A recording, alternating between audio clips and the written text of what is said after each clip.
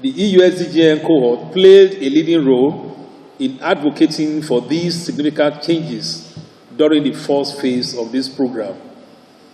The situation described above relates to the current initiative, which aims, through the Citizens' Memo, to support the consolidation of democracy in Nigeria by maintaining previous progress and inclusively promoting electoral reforms. It is this regard that the Citizens' Memo contains several significant proposals centered around the imperative of enhancing the operational independence and impartiality of the Independent National Electoral Commission, facilitating early voting and diaspora participation to promote greater inclusivity. And I'm sure this question of early voting should interest those of us in the media, because as journalists, during general elections, we are accredited not in hundreds but in thousands. I think the last general election, more than 11,000 journalists were accredited by INEC to cover the elections in different parts, and some of our colleagues traveled elsewhere, apart from where they registered. And on that basis, many did not vote. The same thing applies to security personnel and the rest of them that are normally on election duty. They don't just vote because of the nature of their work. There's also the imperative of advancing party democracy and limiting money's role in politics, improving the transparency of election result collation, and that's very important. Collation centers are usually the centers of manipulation and transmission, and enhancing the legal framework to facilitate the prompt prosecution of electoral offenses, as Cynthia, well enumerated in our welcome remarks. Although these proposals have been submitted to the National Assembly by the EU-SDGN cohorts led by IAGA Africa, they represent substantive concepts rather than purely theoretical ideas. These are documented as citizens' memos, reflecting insights gathered from engagements with Nigerians across all geopolitical zones. This approach is facilitated by the EU-SDGN program, which aims to promote a pluralistic, participatory, and representative democracy in Nigeria through 5 components that provide support to the Independent National Electoral Commission, the National Assembly, and the judiciary, political parties, civil society, the media, as well as women, youth, and persons with disabilities. These are the constituencies or target beneficiaries or target audiences that we've been working with over the years. And like Cynthia said, in the course of interacting with them, a whole issue came up about trust in the electoral process. The International Press Center in particular had engagements in about 4 geopolitical zones where we had town hall meetings on rebuilding trust. And some of the reforms that we're pushing here are suggestions that came from some of those town hall engagements on what would make the citizens to have trust or to renew their trust in the electoral process, which was somewhat affected in the aftermath of the 2023 elections. Distinguished colleagues and media leaders, notwithstanding the considerable efforts invested in advancing the Citizens' Memo, we have now reached a pivotal juncture where media support is both essential and highly valued. As the National Assembly reconvenes, it will be reviewing several proposals for electoral reforms to determine their feasibility for enactment within the statutory period required for amendments to take effect before the 2027 general elections. That's the next one. Historical precedents, such as the 12-year campaign for Nigeria's Freedom of Information Act, demonstrates that meaningful reform is often achieved when the media actively champions the cause. Throughout that advocacy effort for the Freedom of Information Act, the media played a significant role by serializing the bill's content, publishing editorials, columns, news reports, features, analytical pieces, vox pops, and interviews. Additionally, media organizations and professional bodies contributed to public hearings through formal presentations. In 2011, additionally, it should be noted that electoral reforms previously mentioned were also achieved with media support, reflecting a pattern observed in other countries such as Canada, New Zealand, Mexico, South Korea, and some Eastern European nations, where the media actually served as a catalyst for legislative and policy advancements when it comes to elections.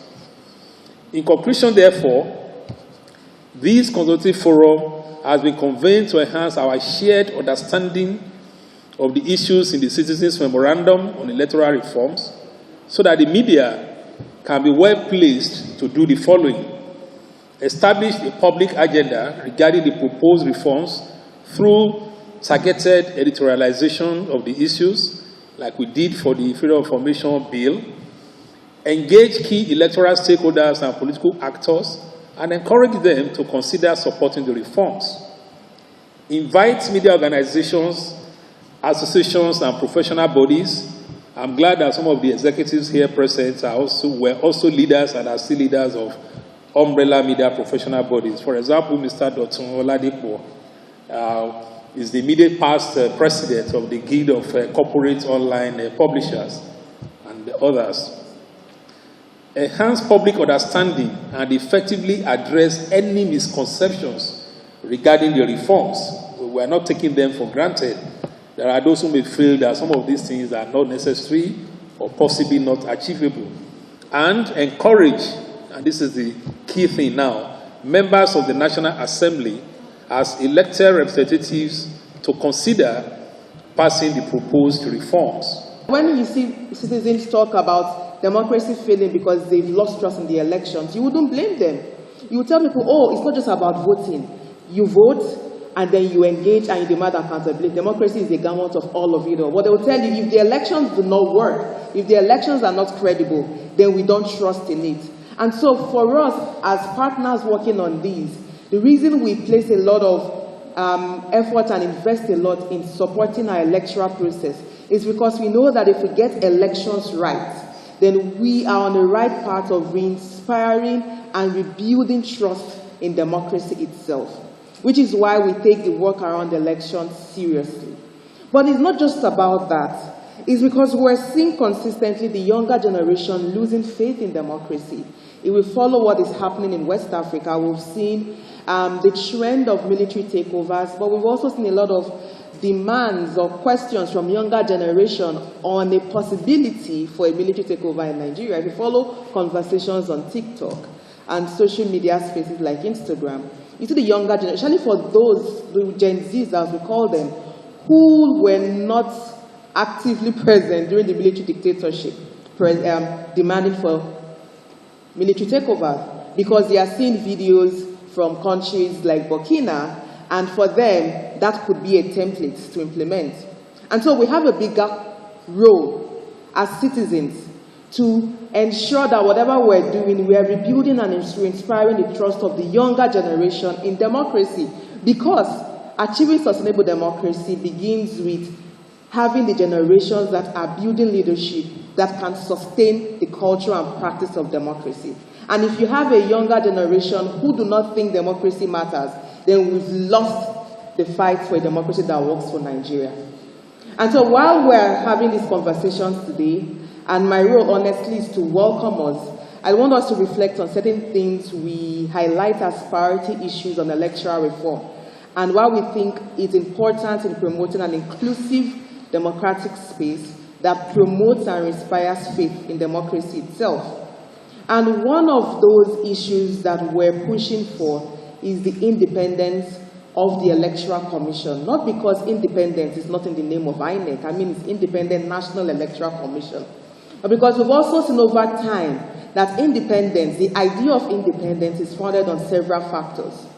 And one of that is the administrative independence of the institution, the ability of the institution to function professionally without any form of partisanship, and its ability to deliver on its mandate in a way that citizens trust the outcome of elections.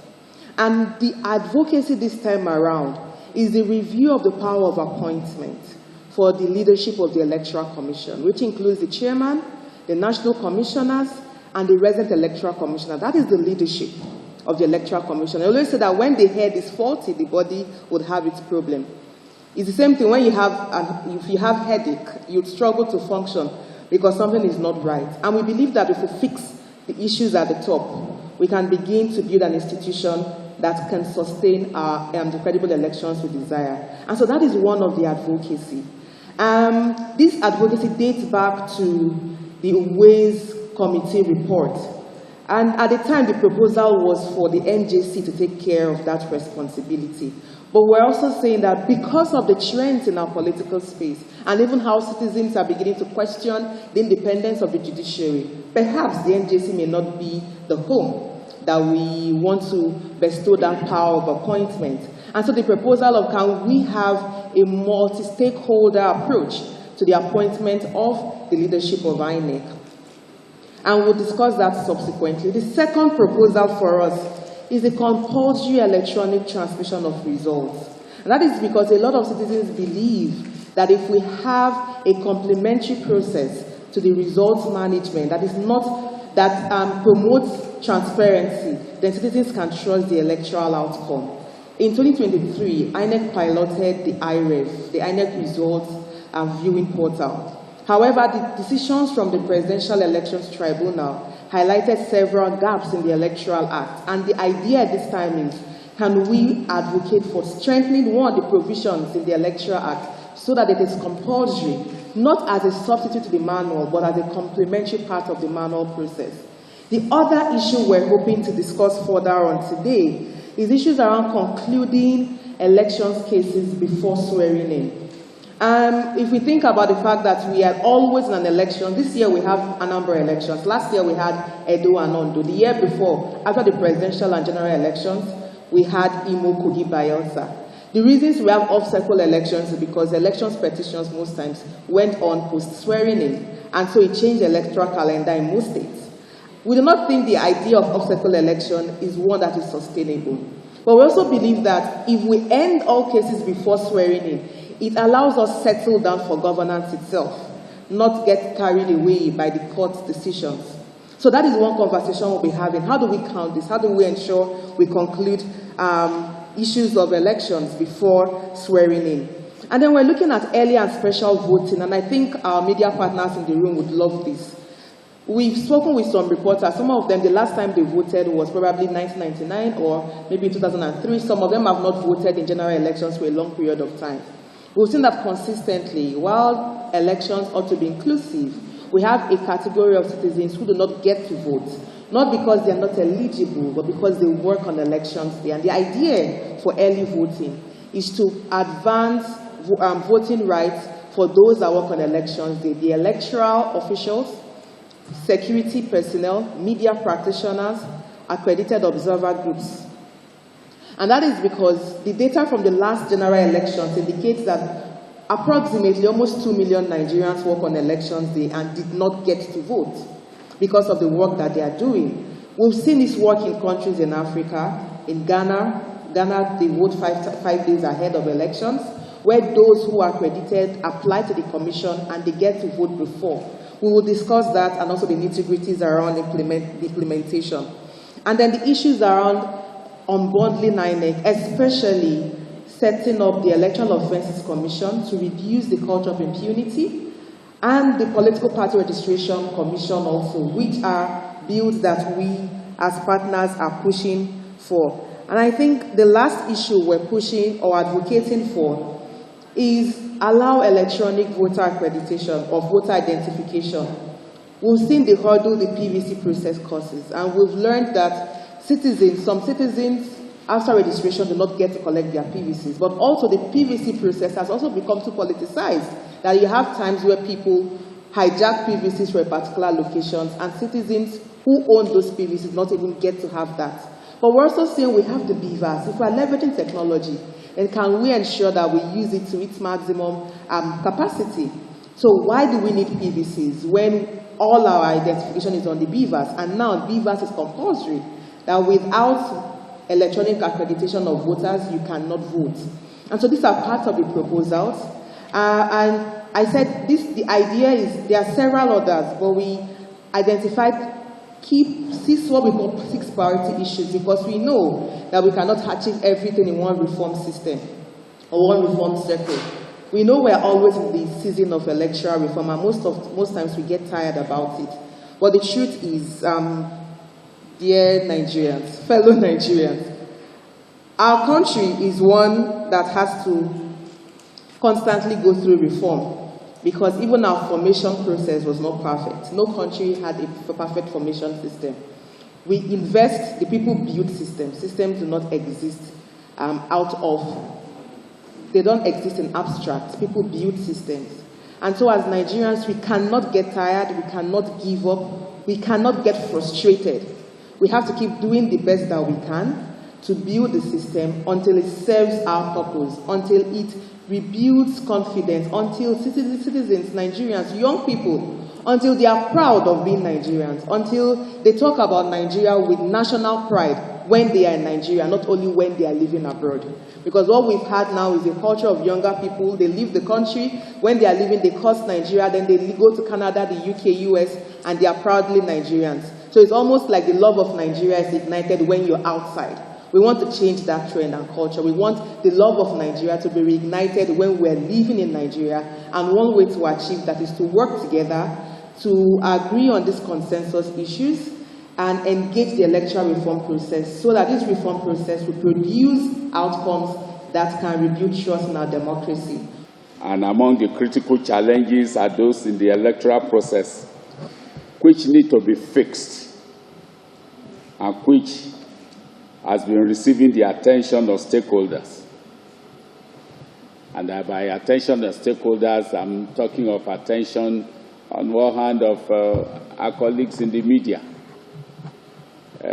Seeing the variety of people who are here, I know very well that these are people who have been engaged in all these issues for many years. On the other hand, attention from stakeholders, meaning also civil society colleagues, like those who work within the EUSGM cluster, who have been working tirelessly to address these issues as well. So today's event is one of the steps in the initiatives of the stakeholders. As we have been informed in the earlier 2 remarks, a group of civil society organizations within the EUSGN cohort has done extensive work leading to the development of a citizens' memorandum on electoral reform. As we have been told, and as we shall see as we go into the conversations, this is a landmark document which has distilled the gaps in electoral policy and practice and collected the priority reform areas for our attention. The process of advancing these reforms is a great stakeholder assignment. If you like, it is a multi-stakeholder assignment. And one of the critical stakeholders is the media. As we all know, the media has very central and strategic roles to play in the process.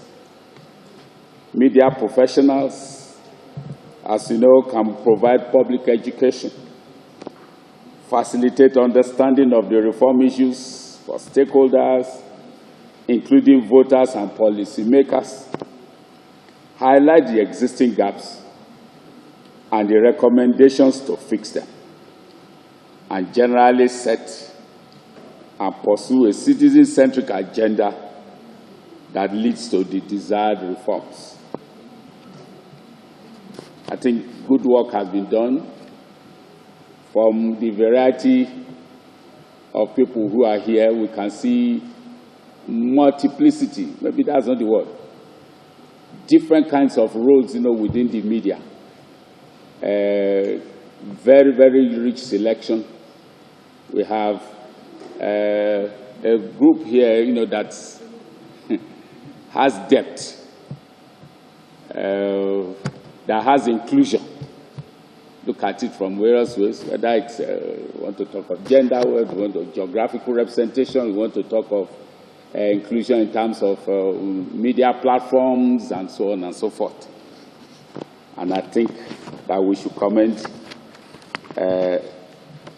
ourselves for a job well done in terms of representation, meaning, therefore, that today is going to be a great day in terms of the quality of the conversation that's going to take place here.